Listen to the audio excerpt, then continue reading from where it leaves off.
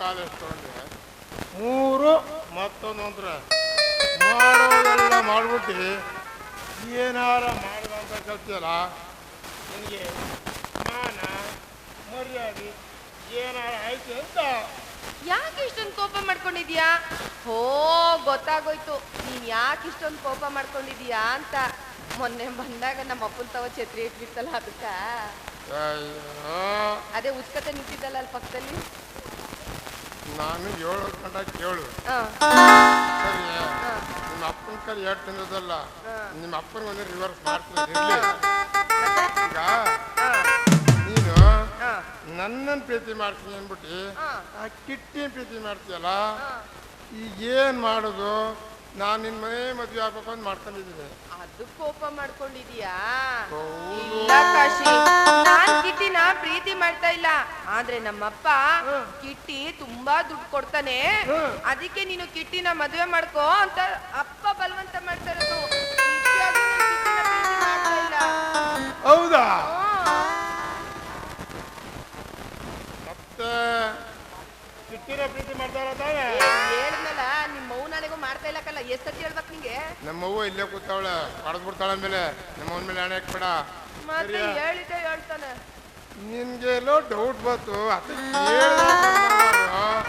Again ಮಾಡ್ಕೋಬೇಡ. ಆದ್ರೆ ಇದೇ ಖುಷಿಲಿ ಇಬ್ರು ಪ್ರೀತಿ ಮಾಡ್ತಾ ಕಿಟ್ಟಿ ಪ್ರೀತಿ ಮಾಡ್ತಾ ಅಂದ್ರೆ ಮತ್ತೆ ಒಂದ ಮುತ್ತನ್ನ ಮುತ್ತಿಸ್ಕೊಳ್ಳೋ ಮೂತಿ ನೋಡು.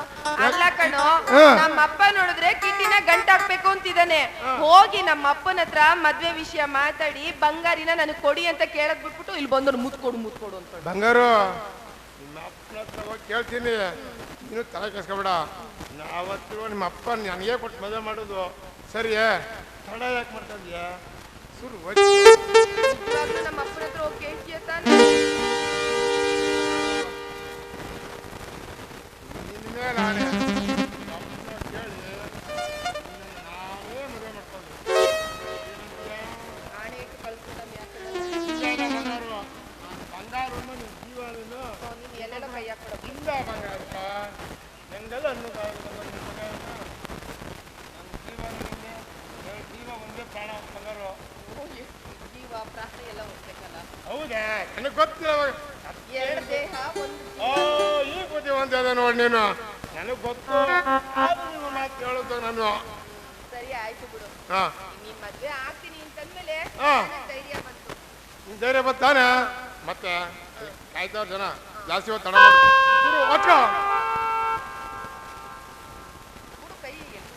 ಎಲ್ಲಿ ಹೊಂಟ್ಕೊಂಡು ಹೋದೇನು ಭಯ.